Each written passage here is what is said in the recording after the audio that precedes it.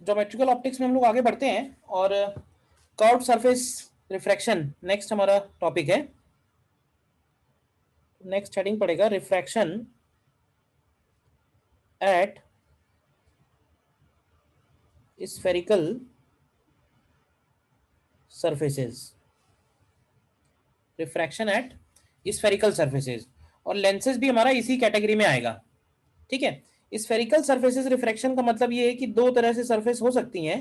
जैसे मान लो कि एक सरफेस इस तरह से दी हुई है और इसमें हम लोगों ने ये एक नॉर्मल ड्रॉ किया है और ये जो नॉर्मल बनेगा यही इस सरफेस के लिए क्या कहलाएगा, इट बिकम्स प्रिंसिपल एक्सिस। मान लेते हैं एक तरफ का मीडियम म्यू1 है और एक तरफ का मीडियम म्यू2 है, तो ये वाली जो साइड है ये कहलाती है कॉन्वेक्स साइड और ये वाली जो साइड है ये कहलाती है कॉनकेव साइड। कॉनकेव साइड का मतलब है कि जो सरफेस अंदर की तरफ है और कॉन्वेक्स का मतलब ये कि जो बाहर की तरफ उभरी हुई है। अब देखो इधर म्यू1 हो गया इधर म्यू2 हो गया, तो अगर ऑब्जेक्ट हो गया, ऑप्टिकल सेंटर हो गया, इमेज हो गया, ठीक है ना, तो यहां से यहां का डिस्टेंस हो जाता है ऑब्जेक्ट डिस्टेंस, यहां से यहां का डिस्टेंस हो जाता है इमेज डिस्टेंस। और इस सरफेस के लिए अगर हम लोग रेडियस ऑफ कर्वेचर बनाए तो मान लेते हैं कि इस सरफेस के लिए जो सेंटर है वो ये रहा, तो ये जो आर बनेगा this is radius of curvature. तो एक बार ध्यान से समझ लो what is u, what is v, what is R and mu one mu two. Mu one mu two हमेशा डिसाइड होंगे इंसिडेंट और रिफ्रैक्टेड रे से, तो ये वाला मीडियम कहलाता है इंसिडेंट मीडियम, ठीक है, और ये वाला मीडियम कहलाएगा रिफ्रैक्टेड मीडियम। तो यहाँ पे जो फॉर्मूला हमें यूज करना है वो है mu two upon v minus mu one upon u is equal to mu two minus mu one upon R. Again हमको u का वैल्यू पता होगा, म्यू1 म्यू2 पता होगा, r पता होगा और हमें v पता करना होगा, यानी कि इमेज कहाँ फॉर्म होगी। तो ये वाला बेसिक फॉर्मूला हमें काम आएगा जो भी न्यूमेरिकल्स हैं सामने हमारे, ठीक है। और ट्रांसफर्स मैग्निफिकेशन हालांकि इसकी जरूरत नहीं पड़ेगी बट लिख लो, not very important. Transfers magnification जो निकल के आएगा, मैग्निफिकेशन जिसको हम लोग बोलते हैं height of image upon height of object, तो इस केस में ये वैल्यू होती है म्यू1 यू अपॉन म्यू2 वी। तो ये ट्रांसफर्स मैग्निफिकेशन का फॉर्मूला हो गया। तो देखा जाए तो ध्यान तो हमें इसमें स्फेरिकल सरफेस में बस इतनी सी बात रखनी है, ठीक है। पहले की ही तरह जो इंसिडेंट रे का डायरेक्शन होगा उसको हम पॉजिटिव डायरेक्शन लेंगे और सारे के सारे डिस्टेंसेस कहाँ से मेजर किए जाएंगे, सारे के सारे डिस्टेंसेस पॉइंट पी से मेजर किए जाएंगे। तो पी से अगर हम राइट साइड में जाएंगे तो वो डिस्टेंसेस पॉजिटिव बनेंगे और पी से लेफ्ट साइड में जाएंगे तो वही डिस्टेंसेस नेगेटिव बनेंगे। क्लियर की बात बताओ तो भाई।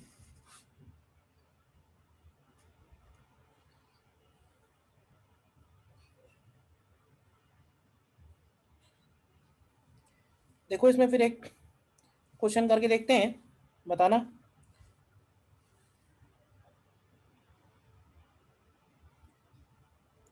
मान लेते हैं कि ये एक एक्वेरियम है, थिन ग्लास वॉल्स हैं, ठीक है, और इसके अंदर वाटर फील्ड है, ठीक है। रेडियस इस एक्वेरियम का दिया हुआ है let's say 10 centimetre.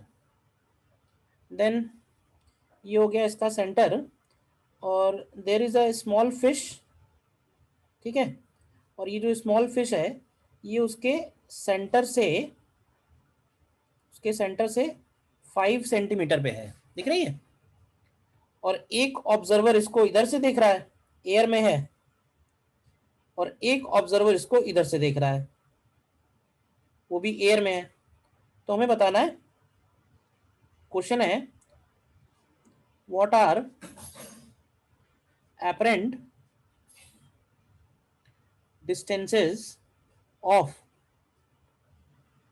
images of fish with respect to O1 and O2। देखो with respect to O1 and O2, water है तो वाटर का रिफ्रैक्टिव इंडेक्स मालूम है सभी को, इट इज 4/3, यूज करो। देखो करो ट्राई इसको। O1 अगर ऑब्जर्वर है तो लाइट रेज लेफ्ट में आ रही हैं, तो लेफ्ट वाला डायरेक्शन पॉजिटिव होगा और सारे के सारे डिस्टेंसेस इस पॉइंट P1 से मेजर किए जाएंगे। तो P1 से जो लेफ्ट साइड के डिस्टेंसेस होंगे वो बनेंगे पॉजिटिव, और P1 से जो राइट साइड के डिस्टेंसेस बनेंगे वो बनेंगे नेगेटिव। तो सबसे पहले O1 के लिए अगर सॉल्व करेंगे तो हमें सबसे पहले बताओ कि μ1 क्या लेंगे और μ2 क्या लेंगे, बताओगे? μ1 μ2 की वैल्यूज क्या लेंगे? म्यू वन 1 होगा सर और म्यू टू होगा 4/3। नहीं, गलत बोल रहे हो। लाइट रे कहाँ से कहाँ जा रही है? लाइट रे कहाँ से कहाँ जा रही है? वाटर से एयर में आ रही है, ठीक है ना? तो μ1 बनेगा वाटर यानी 4/3 और μ2 बनेगा 1। u की वैल्यू माइनस में पड़ेगी क्योंकि राइट साइड में है, ठीक है। r का वैल्यू क्या पड़ेगा, +10 पड़ेगा या -10? r का वैल्यू -10 पड़ेगा। क्यों? क्योंकि उसका सेंटर राइट साइड में है। सारे डिस्टेंसेस हम P1 से मेजर कर रहे हैं, तो ये सब उठा के रख दो, फॉर्मूले में v आ जाएगा और वही अपरेंट डिस्टेंस बन जाएगा। ऐसे ही O2 के लिए कर लो। For O2 again μ1 is 4/3। निकालो क्या आता है आंसर, बताओ। u का वैल्यू O2 के लिए -15 बनेगा और r का वैल्यू उसके लिए भी -10 सेंटीमीटर। रखो ये सारी वैल्यूज।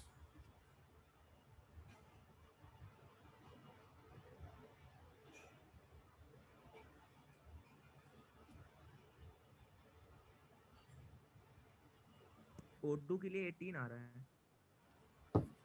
O2 के लिए v की वैल्यू -18।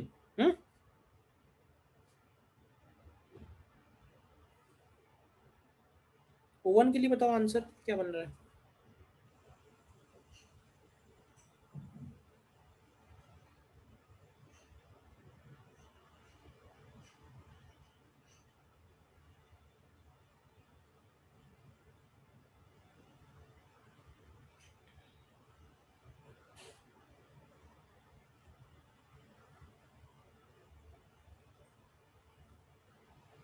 O1 के लिए -30/7।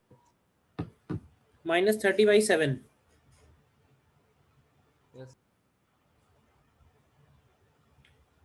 O2 के लिए -18।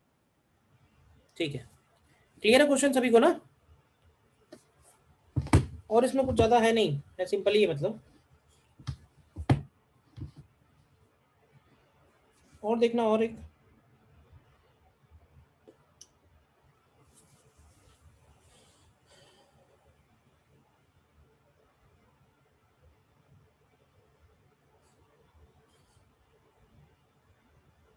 मान लेते हैं कि इस तरह का एक लेंस है, इसका रेडियस भी r है, इसका रेडियस भी r है, इधर का मीडियम μ1 है, इधर का मीडियम μ2 है, इधर का मीडियम μ3 है, ठीक है।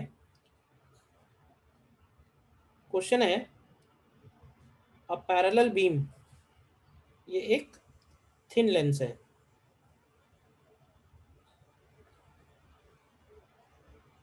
A parallel beam is incident from left side. हमें निकालना है find a relation between μ1 μ2 and μ3 such that ray finally diverges from the lens। यानी फाइनली जो रे है वो डाइवर्ज हो, उसके लिए μ1 μ2 और μ3 में क्या रिलेशन होना चाहिए। देखो ये है जरूर लेंस, लेकिन इसमें हम लोग लेंस वाले फॉर्मूले यूज नहीं करते हैं। समझना ध्यान से क्यों नहीं करते हैं। लेंस वाले फॉर्मूले हम इसलिए यूज नहीं करेंगे क्योंकि लेंस के फॉर्मूले हम तभी यूज कर पाएंगे जब उसके दोनों तरफ का मीडियम सेम होगा, यानी μ1 और μ3 इक्वल होने चाहिए, तब हम लेंस का कोई फॉर्मूला लगा सकते हैं। अगर अलग अलग है तो फिर हमें कर्व सरफेस रिफ्रैक्शन से ही सॉल्व करना है, यानी जो ऊपर वाला फॉर्मूला है उससे, ठीक है। देखो जरा इसको करो ट्राई।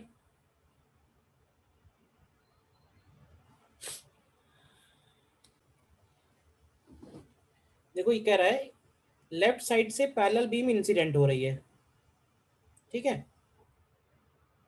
तो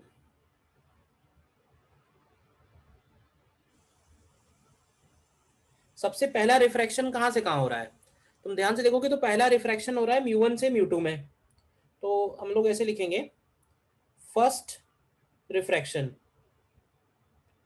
तो फर्स्ट रिफ्रैक्शन के केस में म्यू वन की जगह म्यू वन आ जाएगा, म्यू टू की जगह म्यू टू आ जाएगा। ध्यान से देखना, u की जगह माइनस इन्फिनिटी होगा क्योंकि रे पैरेलल है, ठीक है। और r की जगह ध्यान से देखो तो प्लस आर आएगा। प्लस आर क्लियर है? प्लस आर क्यों है? क्योंकि जो फर्स्ट वाली सरफेस है उसका सेंटर राइट साइड में है, तुम ध्यान से देखो तो। और v की वैल्यू हम लोग v1 लेट कर लेते हैं। तो क्या इक्वेशन बनेगी? इक्वेशन बनेगी mu two upon v minus mu one upon u equal to mu two minus mu one upon plus are.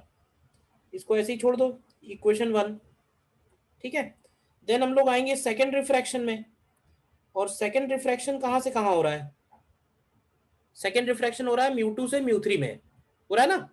तो म्यू वन की जगह म्यू टू आएगा और म्यू टू की जगह म्यू थ्री आएगा फॉर्मूले में, ठीक है। u की जगह v1 आएगा क्योंकि पहली सरफेस के लिए जो इमेज बनी है वो दूसरी सरफेस के लिए ऑब्जेक्ट बनेगी। और r की जगह ध्यान से देखो तो माइनस आर आएगा, और जो फाइनली v निकल के आएगा वो इस सिस्टम की फोकल लेंथ बन जाएगी, क्योंकि हमने पैरेलल बीम इंसिडेंट की और फाइनली ये पैरेलल बीम कहाँ जाएगी, वो इस सिस्टम की फोकल लेंथ बनेगी। तो रख दो वैल्यू, रखो वैल्यू क्या आएगा, तो mu two upon v minus mu one upon u is equal to mu two minus mu one upon R. R की जगह माइनस आर आएगा, ध्यान से देखो तो। ये हो गई इक्वेशन टू। अब अगर तुम वन और टू को ऐड करो तो क्या मिलेगा? तो भाई वन और टू ऐड करने पे क्या मिलेगा? क्या mu three upon f is equal to v one देखो ध्यान से तो कैंसिल हो जाएगा, और ये आएगा mu two minus mu one and plus हो जाएगा mu two minus mu three, अगर हम माइनस साइन हटा दें उसका तो, और अपॉन आर। तो आगे लिखेंगे it will behave as diverging lens if f is negative, यानी f लेस देन जीरो होना चाहिए। f लेस देन जीरो का मतलब होगा कि one upon f less than zero होना चाहिए, मतलब f नेगेटिव होना चाहिए।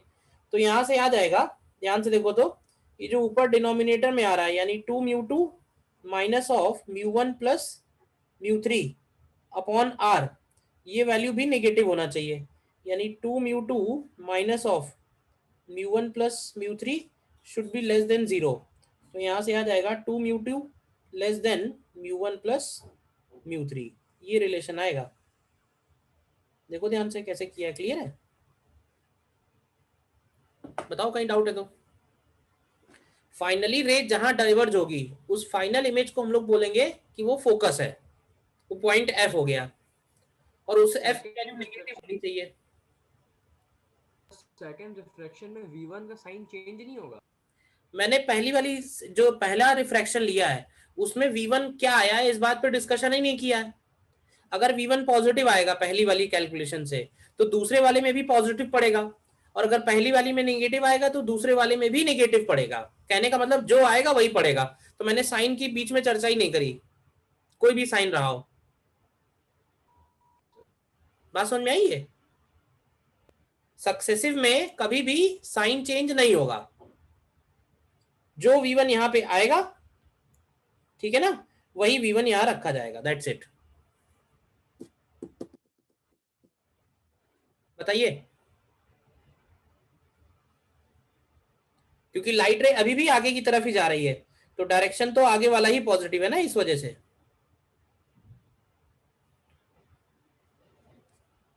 बताओ और कोई डाउट?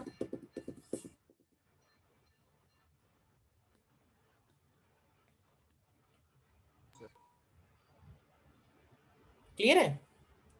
देखो डीबीबी में से करते हैं क्वेश्चन।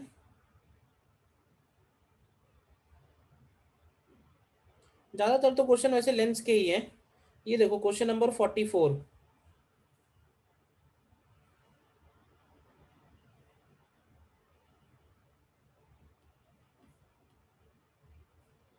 देखो करो इसको ट्राई। 44।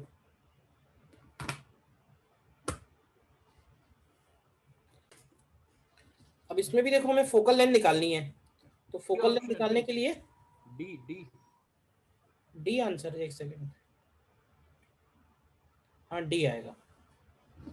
फोकल लेंथ निकालने के लिए क्या करेंगे हम लोग, इसके ऊपर पैरेलल बीम इंसिडेंट कराएंगे।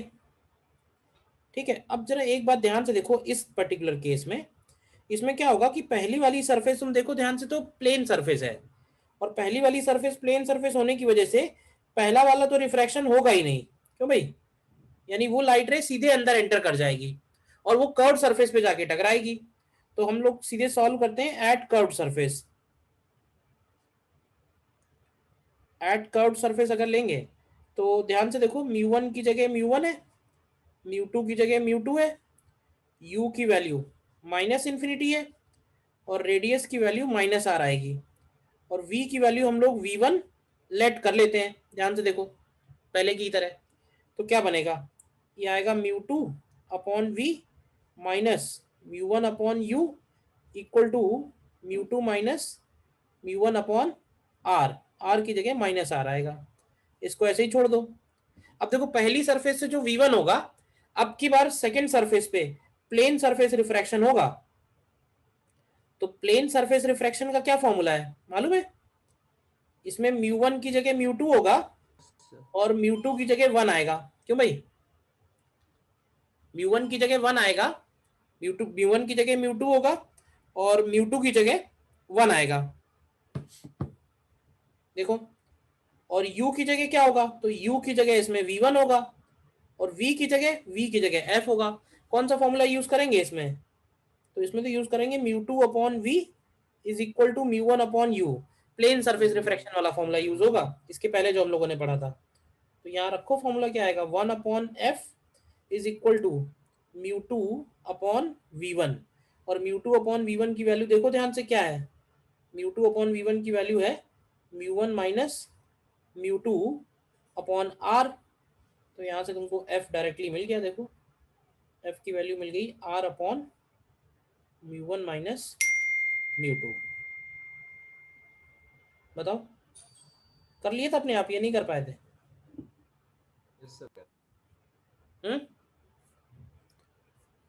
क्लियर है सभी को, बताइए। कर्व सरफेस रिफ्रैक्शन में और कुछ ज्यादा नहीं पूछेगा, यही सब इसी टाइप की क्वेश्चन है।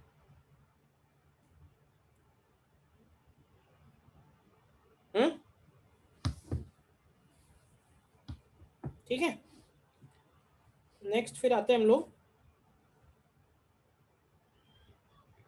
थिन लेंसेज में। ठीक है, तो इसमें सबसे पहले तो थोड़ा सा नेमिंग भी इम्पोर्टेंट है, तो बताओगे जरा कि लेंसेज कौन कौन से टाइप के हैं। लेंसेज कौन कौन से टाइप के बनेंगे, कॉनकेव, प्लेनो कॉन्वेक्स, प्लेनो। पहले तो हम ऐसे बोलेंगे कि लेंसेज को हम दो पार्ट में डिवाइड करते हैं, ठीक है, convex and concave.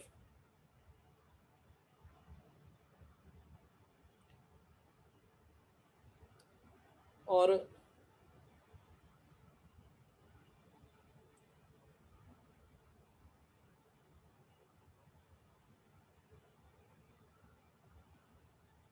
Convex concave के बाद हम उनको तीन तीन टाइप से और डिवाइड कर सकते हैं।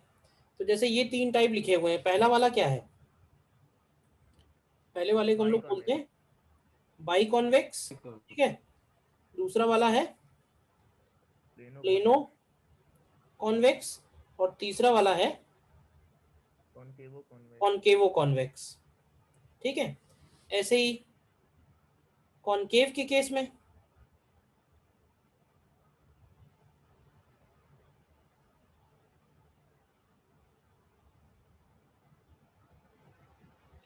ऐसे ही कॉनकेव के केस में देखो, कॉनकेव के केस में ये हो गया बाई कॉनकेव, ठीक है,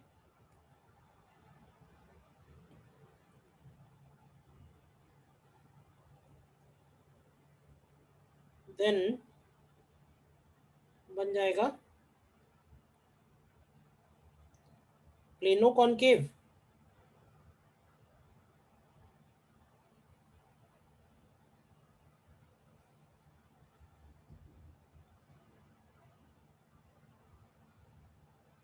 ठीक है, और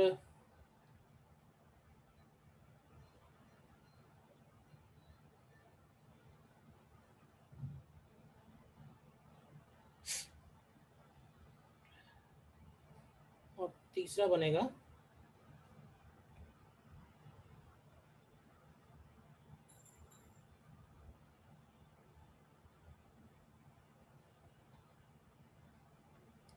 कॉनकेवो कॉनकेव, कॉन्वेक्सो कॉनकेव।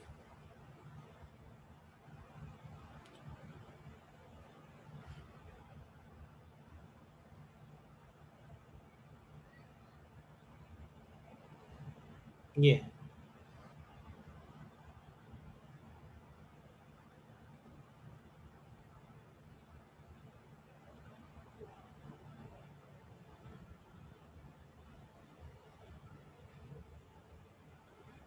कॉन्वेक्सो कॉनकेव। देखो इन तीनों में फर्क क्या है क्यों भाई, इन तीन तरह के लेंसेज में क्या फ़र्क है? तो इन तीन तरह के लेंसेज में एक्चुअली कोई फ़र्क नहीं है। ये तीनों ही पहले वाले जो तीनों लिखे हुए हैं वो कन्वर्जिंग कैटेगरी में है, और नेक्स्ट वाले जो तीनों लिखे हुए हैं ये डाइवर्जिंग कैटेगरी में है। ठीक है, कन्वर्जिंग का मतलब ये होगा कि इनके ऊपर पैरेलल बीम अगर पड़ेगी तो ये उसको कन्वर्ज करेंगे फोकस पे, और डाइवर्जिंग का मतलब ये होगा कि उनके ऊपर पैरेलल बीम अगर पड़ेगी तो वो उसको डाइवर्ज करेंगे। बोलो। इसके बाद इसमें जो फॉर्मूले आते हैं, इसमें एक फॉर्मूला होता है जिसको हम लोग बोलते हैं lens makers formula. Lens makers formula क्या है?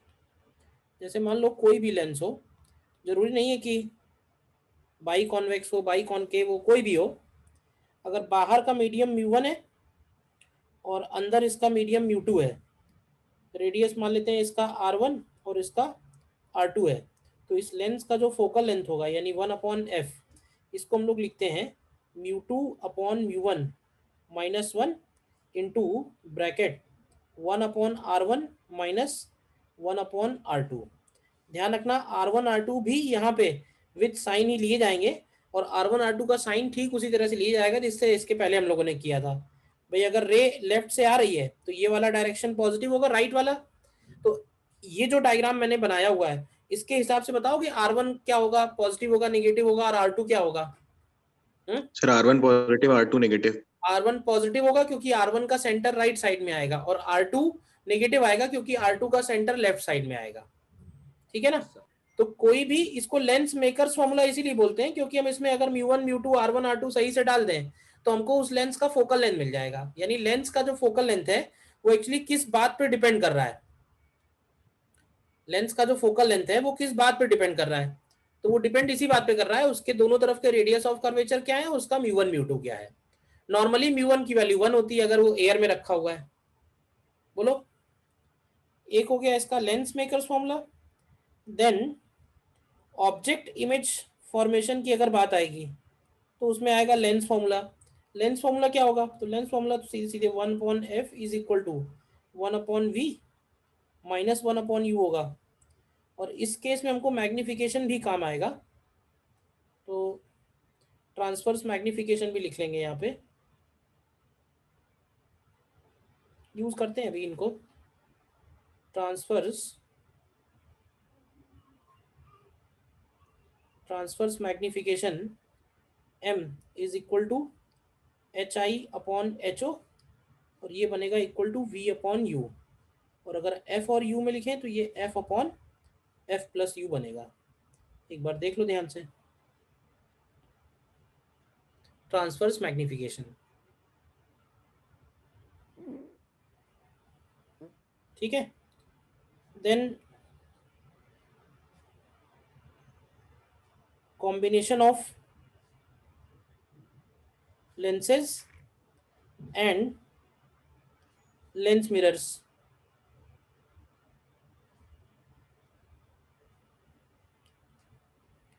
अगर दो लेंसेज कॉम्बिनेशन में है तो उस केस में 1/f इक्विवेलेंट बनेगा 1/f1 प्लस 1/f2। हम लोग ये बोलते हैं कि कोई भी सिस्टम अगर कॉम्बिनेशन में है तो उनके ऑप्टिकल पावर्स जो है वो ऐड हो जाते हैं। तो लेंसेज के केस में पावर होता है 1/फोकल लेंथ। तो लेंसेज अगर कॉन्टैक्ट में रखे हुए हैं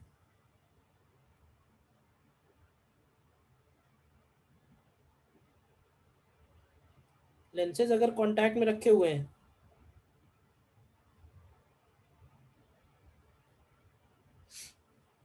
इस तरह से, देखो एक लेंस हो गया,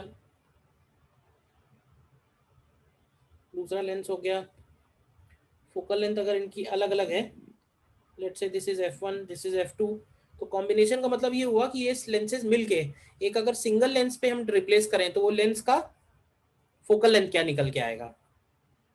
ठीक है।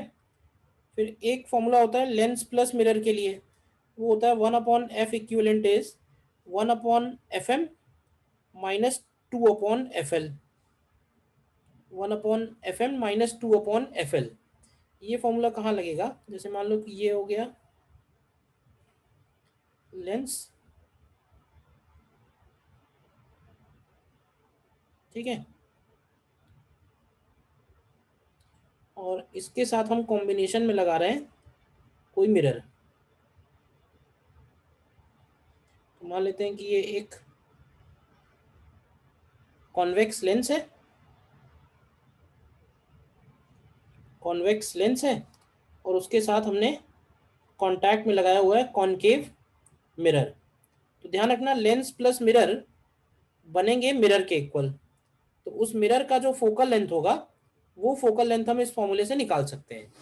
यानी लेंस और मिरर का अगर कॉम्बिनेशन है तो लेंस प्लस मिरर के कॉम्बिनेशन में जो कॉम्बिनेशन बनेगा वो मिरर बनेगा। तो उस मिरर का फोकल लेंथ हम इस फॉर्मूले से निकाल सकते हैं, combination of lens and mirror से। देखो ध्यान से, तो ये फॉर्मूला हो गया कॉम्बिनेशन ऑफ लेंसेज के लिए। फॉर्मूले तो ज़्यादातर तुमने हो सकता है देखे हो, इनको अप्लाई कैसे करना है उस पर ज़्यादा फोकस करना है हमें फिलहाल।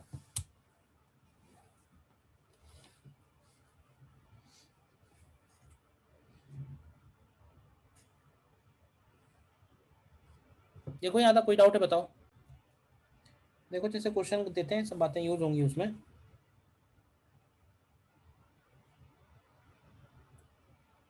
अ कॉनकेवो convex mirror have radii of curvatures 20 centimeter and 30 centimeter.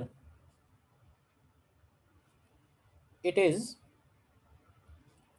made of glass, यानी mu equal to 1.5.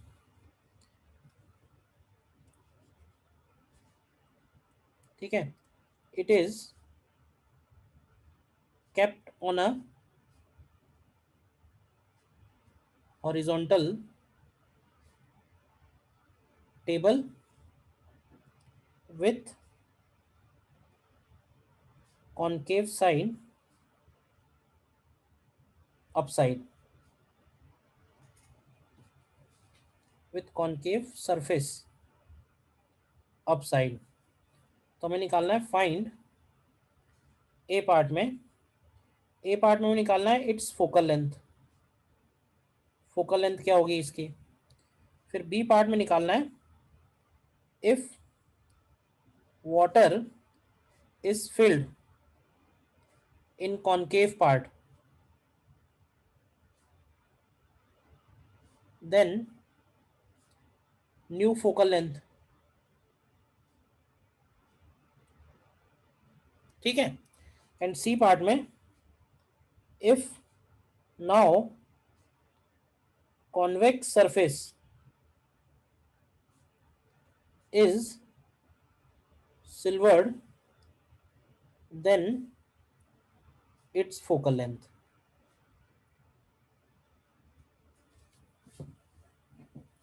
देखो करोगे अपने आप, करो ट्राई। सबसे पहले तो इसमें ये बताओ कि कॉनकेव वाला रेडियस क्या होगा और कॉन्वेक्स वाला रेडियस क्या होगा, ये पहचान पाओगे? क्योंकि उसने सिर्फ ये दिया है कि एक 20 और एक 30 है, लेकिन कौन सा 20 है कौन सा 30 है ये कैसे पता चलेगा? कॉनकेव वाला 20 है, कॉन्वेक्स वाला 3।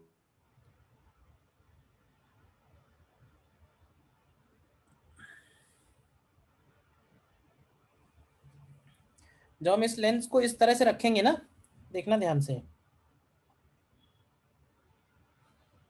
ठीक है? अगर हम इसको इस तरह से रखेंगे इस लेंस को, तो क्वेश्चन यही है मेरा कि ये वाला रेडियस कितना होगा और ये वाला रेडियस कितना होगा, पहचान पाओगे? देखो जो ज्यादा मुड़ा होगा ना, ज्यादा कर्व्ड होगा, उसका रेडियस कम होगा। क्यों? तो ये जो ऊपर वाला है ये 30 सेंटीमीटर होगा और ये जो नीचे वाला है ये 20 सेंटीमीटर होगा। And this is made of glass, यानी म्यू इक्वल टू 1.5। तो जरा लेंस मेकर्स फॉर्मूला लगाते हैं, 1/f इज इक्वल टू, तो ध्यान से देखना, बाहर तो मीडियम 1 है, तो μ2/μ1 -1 1/r1। अब ध्यान से समझना, हम लोग मान लेते हैं कि लाइट जो है वो ऊपर से नीचे की तरफ आ रही है, ध्यान से देखना, तो R1 कौन होगा, R2 कौन होगा, बताओगे? लाइट अगर ऊपर से आ रही है तो R1 कौन है, जो पहले पड़ेगा वो 1 है, जो बाद में पड़ेगा वो 2 है, तो R1 कौन है यहाँ पे? 30 सेंटीमीटर जो है वो R1 है। अच्छा, R1 पॉजिटिव जाएगा या नेगेटिव जाएगा फिलहाल इधर इस केस में? नेगेटिव। नेगेटिव जाएगा, यानी -30 आएगा, 1/R1 -1/R2। और ध्यान से देखोगे तो R2 भी माइनस में जाएगा। सब साइन अगर तुमने सही से रखे हुए हैं तो कॉन्वेक्स का फोकल लेंथ पॉजिटिव आएगा और कॉनकेव का फोकल लेंथ नेगेटिव आएगा, अपने आप सही सही आएगा कैलकुलेट होके। तो देखो क्या आएगा, ये आएगा 1.5 इंटू, ये क्या हो जाएगा 1/20 - 1/30, 1/60 आएगा। तो यहाँ से फोकल लेंथ की वैल्यू देखो 40 सेंटीमीटर आ रही है पार्ट ए में। 0.5 होगा। हाँ 0.5 होगा ना, 0.5 हाँ होगा सर। 0.5 होगा, सॉरी 0.5 होगा। तो ये आएगी कितनी, 120 ना? Yes sir. ठीक है। देखो और आगे करो बी पार्ट। ये मैंने लिख गलत दिया, ये मिरर नहीं है लेंस है, सॉरी, इसको सही करो, लेंस है ना। कॉनकेव कॉन्वेक्स मिरर कैसे हो सकता है, लेंस होगा, ठीक है? Okay sir.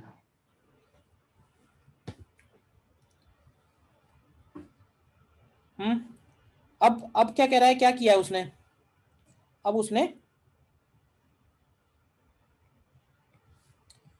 इसी में इसको एक हॉरिजॉन्टल टेबल पे रखा है और इसका जो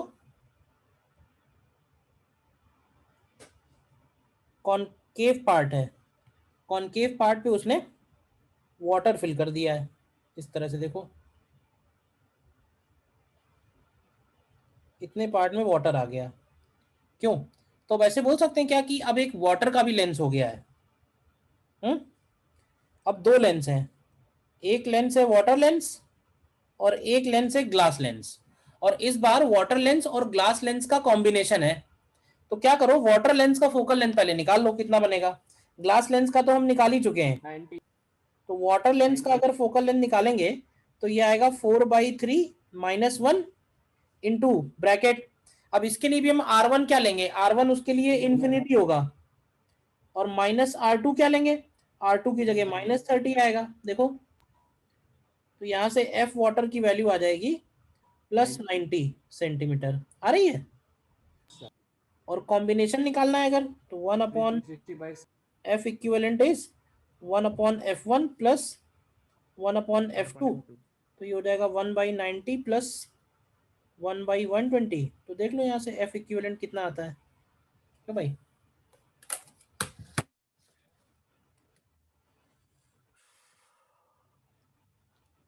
360/7.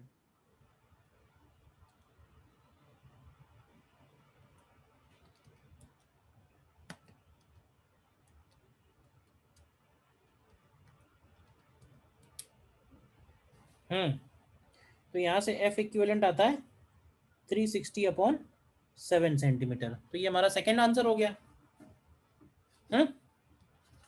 कर लिया था यहाँ तक, बताओ। Yes sir. Yes अब sir. सी पार्ट में क्या किया उसने? सी पार्ट में कह रहा है वही ओरिजिनल वाला लेंस लेना, सेकेंड पार्ट मत लेना। सी पार्ट में उसने कहा है कि उसका जो कर्व्ड पोर्शन है, 60/7 उसका जो सॉरी कॉन्वेक्स वाला पोर्शन है, उस पे उसने सिल्वरिंग कर दी है। सिल्वरिंग करने का मतलब ये कौन सा मिरर बन जाएगा? क्या इसके साथ एक कॉन्टैक्ट में कॉनकेव मिरर आ जाएगा? और इस कॉनकेव मिरर का फोकल लेंथ क्या होगा? 10 सेंटीमीटर -10। -10 सेंटीमीटर होगा। साइन का थोड़ा ध्यान रखना बस। तो Yes, फिर से हम sir. लोग कर सकते हैं 1/F equivalent is 1/FM minus 2/FL।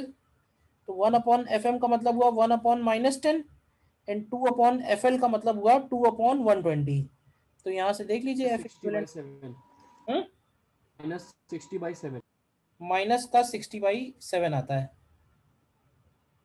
देखो, तो ये सारे फॉर्मूले तो क्लियर हो ही जाने चाहिए कि किस फॉर्मूले को किस तरह से अप्लाई करना है।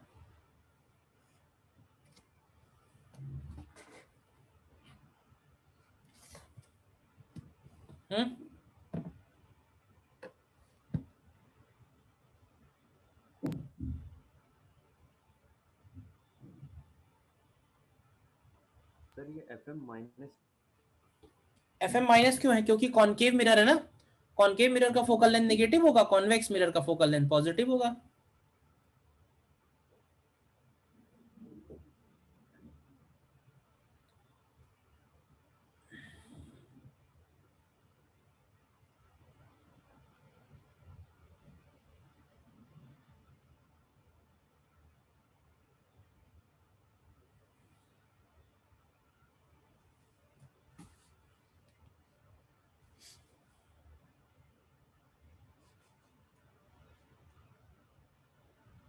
और देखना,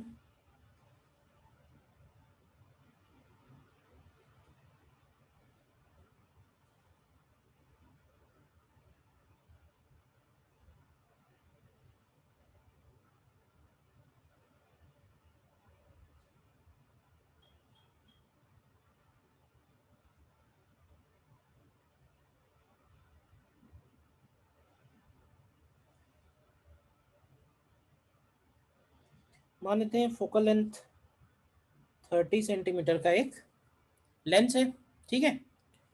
और एक ऑब्जेक्ट रखा हुआ है यहाँ से, एंड लेट से ऑब्जेक्ट रखा हुआ है 40 सेंटीमीटर पे, ठीक है। और ये एक कॉन्वेक्स मिरर है जिसका फोकल लेंथ दिया हुआ है लेट से 10 सेंटीमीटर। इन दोनों के बीच में डिस्टेंस हमको नहीं मालूम है, तो हमें निकालना है find x such that final image of object is formed on object itself. Final image of object is formed on object itself.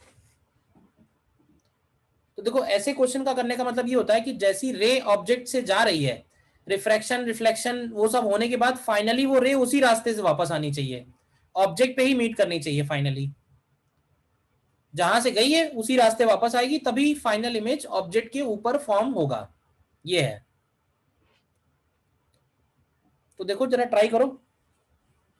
हालांकि ये एक एक्सपेरिमेंट भी है जिसके ऊपर क्वेश्चंस पूछे भी गए हैं, और ये एक्सपेरिमेंट है, लिख देता हूं नाम उसका, measurement of focal length of convex mirror using convex lens. ठीक है ना, ये एक एक्सपेरिमेंट भी है।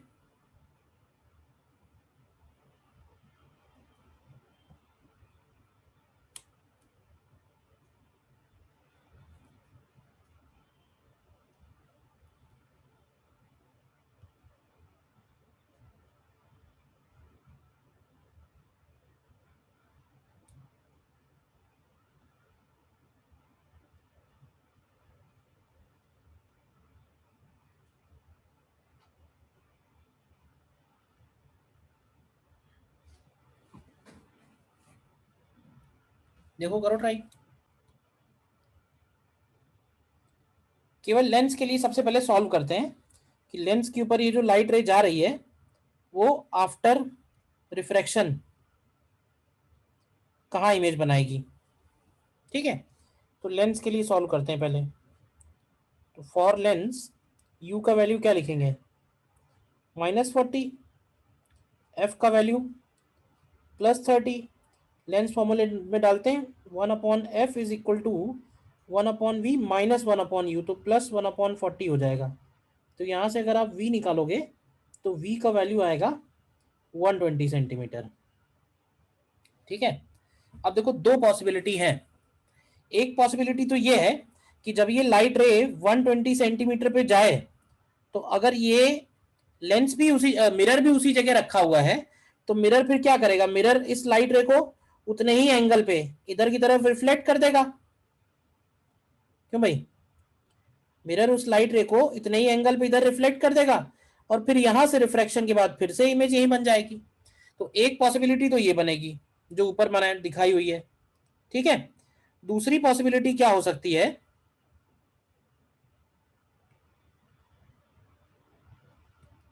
दूसरी पॉसिबिलिटी क्या हो सकती है कि ये जो इमेज बन रही है ये एक ऐसे पॉइंट पे जाके बने, ध्यान से देखो, जो पॉइंट इस मिरर का सेंटर ऑफ कर्वेचर हो जाए।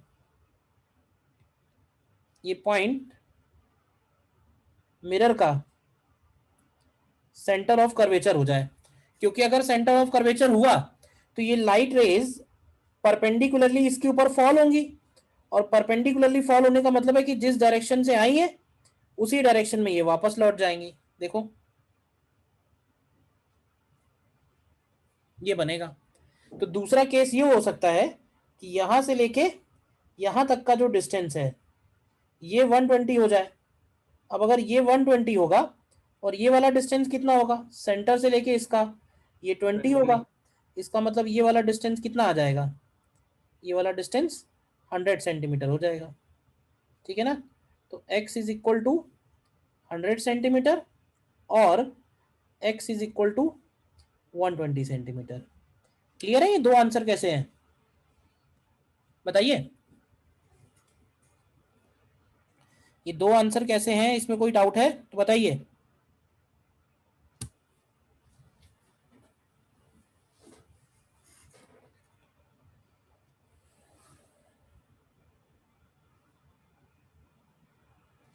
नेक्स्ट देखना, एक अच्छा क्वेश्चन है। हाँ, कौन सा पॉइंट, 100 वाला। 100 वाले में मैंने ये बोला है कि देखो वो लेंस जहां इमेज बना रहा है वो पॉइंट तो फिक्स है 120 centimetre.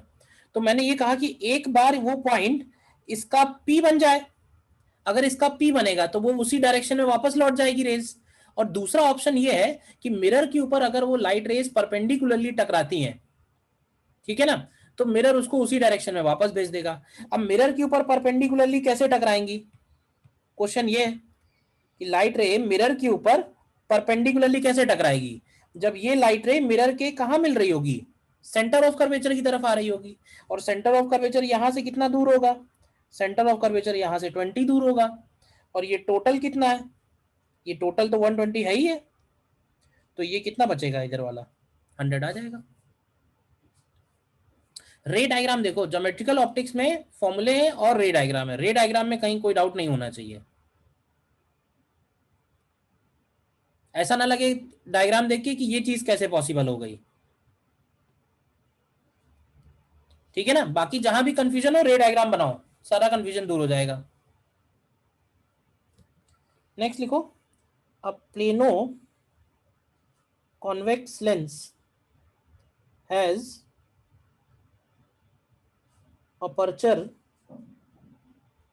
diameter of 4 centimeter and maximum thickness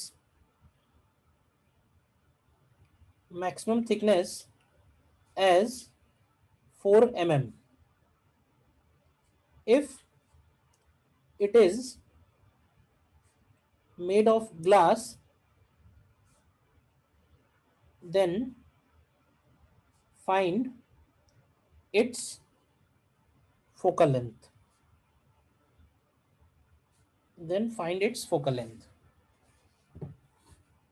देखो करो try. What do you mean by aperture? Aperture का क्या मतलब है? देखो अपर्चर का मतलब होता है साइज ऑफ लेंस है, ये समझना. जैसे मान लो कि ये इसका प्लेन सरफेस हो गया, ठीक है, और ये इसका कर्व सरफेस हो गया. तो अपर्चर का मतलब होगा ये वाला जो साइज है इसका. This is aperture diameter and aperture diameter is 4 centimetre. And what is maximum thickness? तो मैक्सिमम थिकनेस इसकी कहां पे होगी इस लेंस की? क्यों भाई, इस लेंस की मैक्सिमम थिकनेस कहां होगी? तो ऐसे बोल सकते हैं कि मैक्सिमम थिकनेस इसकी मिडिल में होगी. क्यों भाई? और ये मैक्सिमम थिकनेस दी हुई है 4 mm. ठीक, अब देखो क्या करो, एक लाइन हम लोग ये बनाते हैं, ठीक है, और एक लाइन हम लोग ये बनाते हैं. ध्यान से देखो, और ये जो लाइन बनाई है हमने, ये आर रेडियस के हिसाब से बनाई है. मतलब आर रेडियस उस कर्व सरफेस का है. तो यहां से लेके यहां तक का जो डिस्टेंस है, क्या उसको हम लोग आर माइनस 0.4 लिख सकते हैं सेंटीमीटर में? और ये वाला जो डिस्टेंस है, ये डिस्टेंस हो जाएगा 2 सेंटीमीटर. अब तुम ध्यान से देखो, क्या तुमको एक राइट एंगल ट्रायंगल बनता हुआ दिख रहा है? तो उसमें हम लोग लिखेंगे R square is equal to 2 square plus R minus 0.4 का स्क्वायर. जरा सॉल्व करते हैं, क्या आएगा? R square is 4, R square plus 0.16 minus 0.8 R. तो यहाँ से आर स्क्वायर कैंसिल हो रहा है, ध्यान से देखो, और 0.8 आर की वैल्यू आ रही है 4.16. तो यहाँ से आर की वैल्यू क्या आएगी बताओ? आर की वैल्यू यहाँ से आएगी 5.2 सेंटीमीटर. ये बताओ पहले, यहाँ तक का कैलकुलेशन क्लियर है या नहीं? क्लियर है ये बात? अब हमको अगर आर मिल गया तो इसका फोकल लेंथ नहीं निकाल पाएंगे लेंस मेकर से.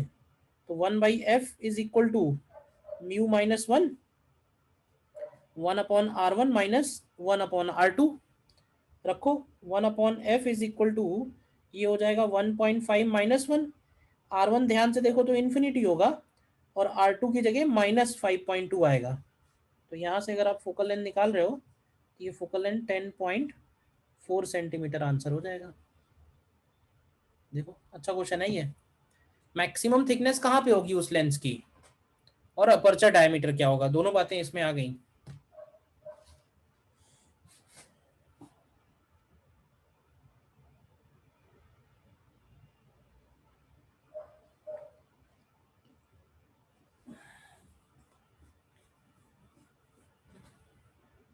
ठीक है. देखो डीबीबी से करते हैं क्वेश्चंस. क्वेश्चन नंबर 7 देखिए.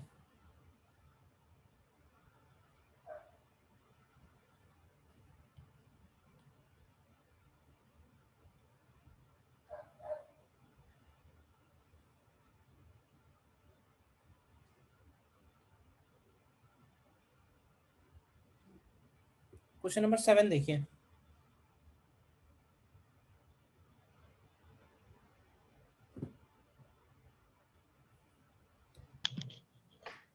देखो इस तरह के जितने भी प्रॉब्लम हैं कई सारे आते हैं, इस तरह के। तो तुम्हें करना क्या है कि पहले एक लेंस से इमेज बनानी है, पहले लेंस से जो इमेज बनेगी वो दूसरे लेंस के लिए ऑब्जेक्ट है, सीधा सीधा, कुछ और ज्यादा हिसाब किताब है ही नहीं। तो अब देखो पहले वाला लेंस है L1 और ये दूसरा वाला लेंस है L2। तो हम लोग सॉल्व करते हैं फॉर L1, ठीक है। तो L1 के लिए अगर करें, ध्यान से देखो, तो केयरफुली लिखते जाओ, u का वैल्यू बनेगा -20 सेंटीमीटर, और L1 का फोकल लेंथ है, ध्यान से देखो तो +5 सेंटीमीटर रखते हैं उसमें। तो 1/f is equal to 1/v minus 1/u होता है, तो ये +1/20 हो जाएगा।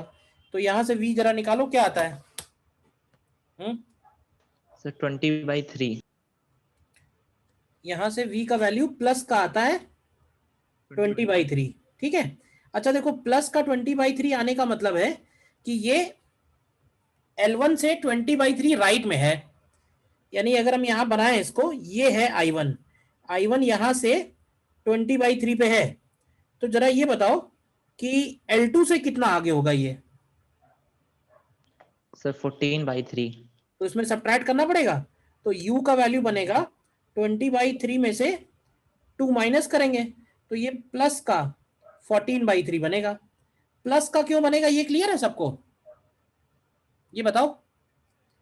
एक्चुअली क्या हो रहा है ना कि लाइट रेज यहां से जा रही हैं और ये वाला लेंस I1 पे इमेज बना रहा है, लेकिन ये इमेज बनने से पहले ही L2 रास्ते में पड़ गया। तो L2 के लिए ये जो I1 है वो वर्चुअल ऑब्जेक्ट बनेगा। या हम सीधे सीधे बात करें तो डायरेक्शन ये वाला पॉजिटिव है, तो डायरेक्शन अगर ये वाला पॉजिटिव है और डिस्टेंसेस हमको पॉइंट B से मेजर करने हैं, तो B से पॉजिटिव डायरेक्शन में है ना I1, तो इसलिए प्लस मिलेंगे। और F का वैल्यू हो जाएगा -5, रखो यहाँ पे फिर से। तो 1/f is equal to 1/v minus 1/u। क्यों भाई? तो यहाँ से v का वैल्यू, तो ये 3/14 माइनस 1/5 आता है। तो ये कितना आता है? v का वैल्यू यहाँ से +70 आ जाता है। क्यों भाई?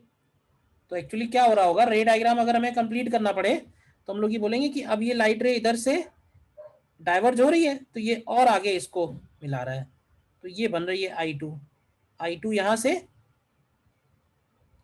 70 सेंटीमीटर पे है। क्लियर है? बताओ पूरा सिचुएशन।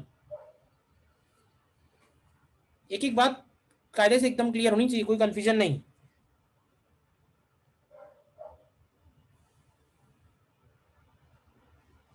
ठीक है, और देखो इसमें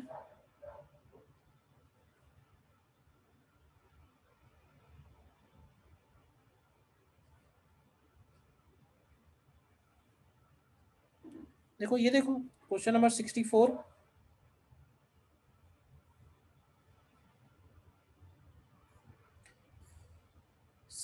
देखो,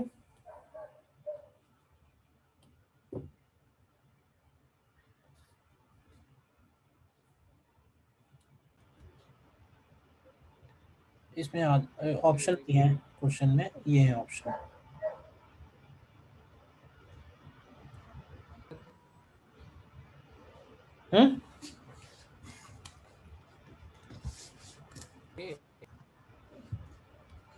ए नहीं, आंसर इसका आ रहा है सी नहीं आ रहा है।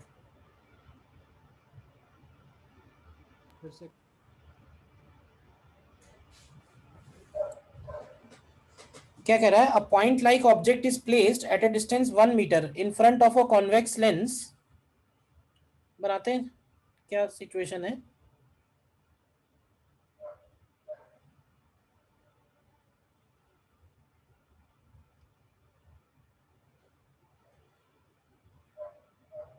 Point like object is placed at a distance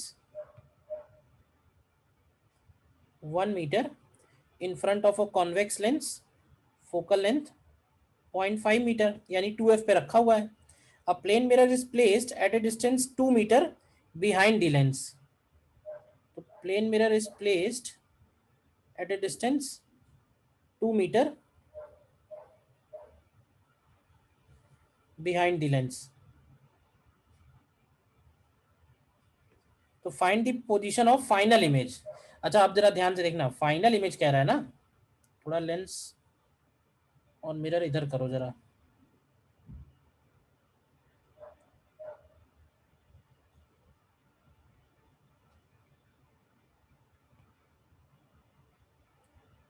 ये सिचुएशन है।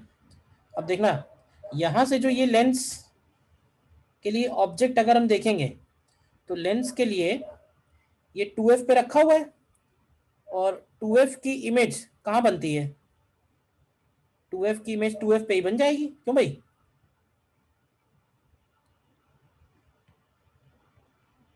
टू एफ की इमेज कहाँ बनेगी, 2f की इमेज 2f पे ही बनेगी। लेकिन ये 2f पे बनने के बाद यहाँ रुकेगा थोड़े ना ये, तो ये होगा I1। I1 का डिस्टेंस यहाँ से कितना डिस्टेंस है, ये I1 का, I1 का डिस्टेंस यहाँ से 1 मीटर आएगा। तो इसका मतलब है कि ये जो मिरर है ये और इधर 1 मीटर है, ये 1 मीटर और दिया हुआ है, तो ये और आगे जाएगा और आगे जाने के बाद फिर इसका इमेज कहाँ बनेगा, तो यहाँ से ये फिर से इधर रेज आएंगी, तो इसका इमेज I1 का इमेज I2 बनेगा इधर, यहाँ से फिर से 1 मीटर पे, ठीक है ना। तो अब लेंस के लिए I2 ऑब्जेक्ट होगा, ठीक है ना। Now I2 is object for Lenz.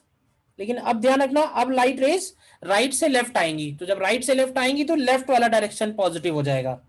तो U का वैल्यू ध्यान से देखो, तो हम लोग लिखेंगे -3 मीटर, F का वैल्यू लिखेंगे +0.5 मीटर रखो, तो 1/f is equal to 1/v -1/u, क्यों भाई?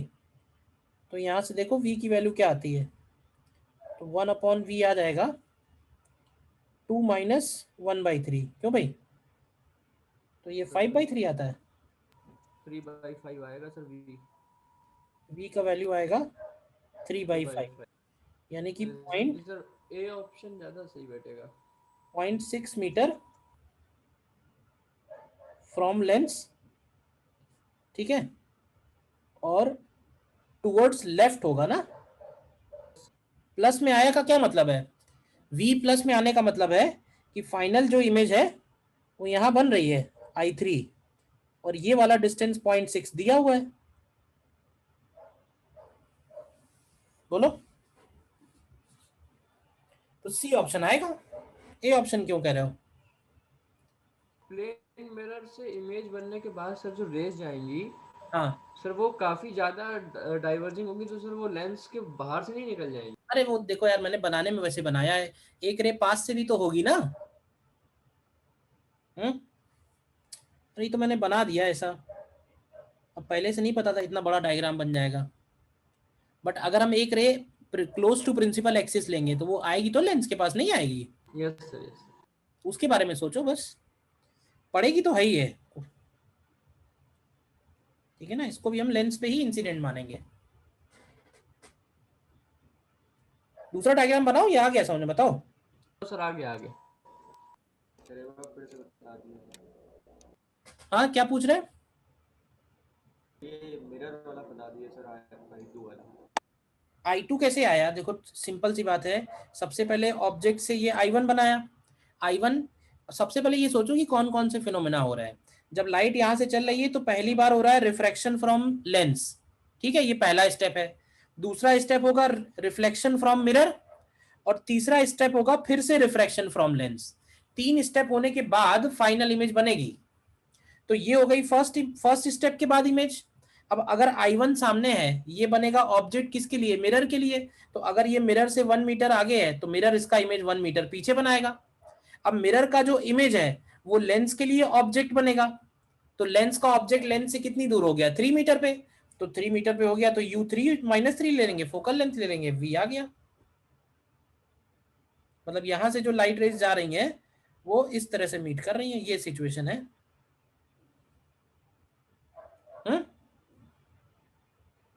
क्यों भाई, इस तरह से है पूरी कहानी। समझ में आया?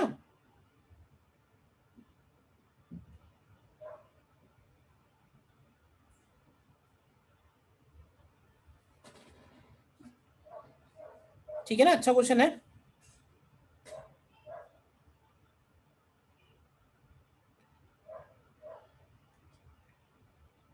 और देख लो,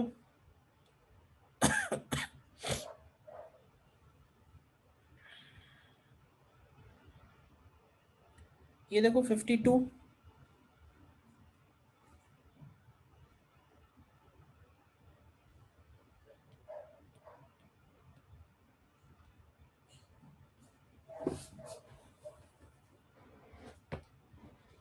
देखिए,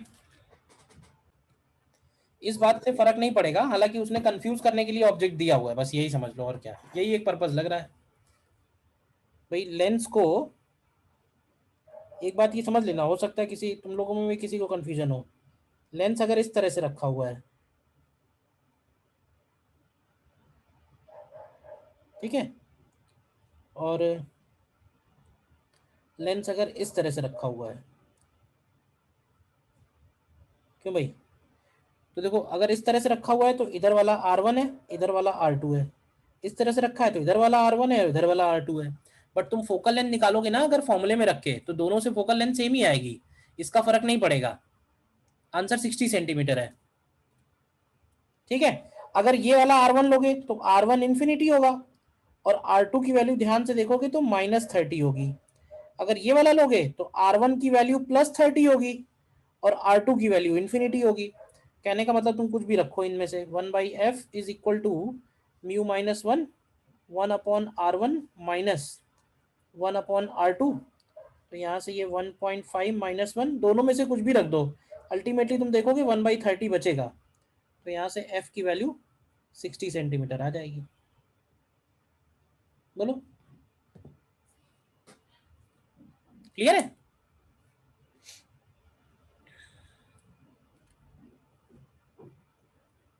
क्वेश्चंस में इसमें थोड़े से और मैं भी भेज दूंगा, थोड़े अच्छे क्वेश्चंस, ठीक है। बाकी मुझे लगता है डीबीबी की क्वेश्चन हो जाएंगे सारे, उसमें डाउट नहीं, कमी आएगा।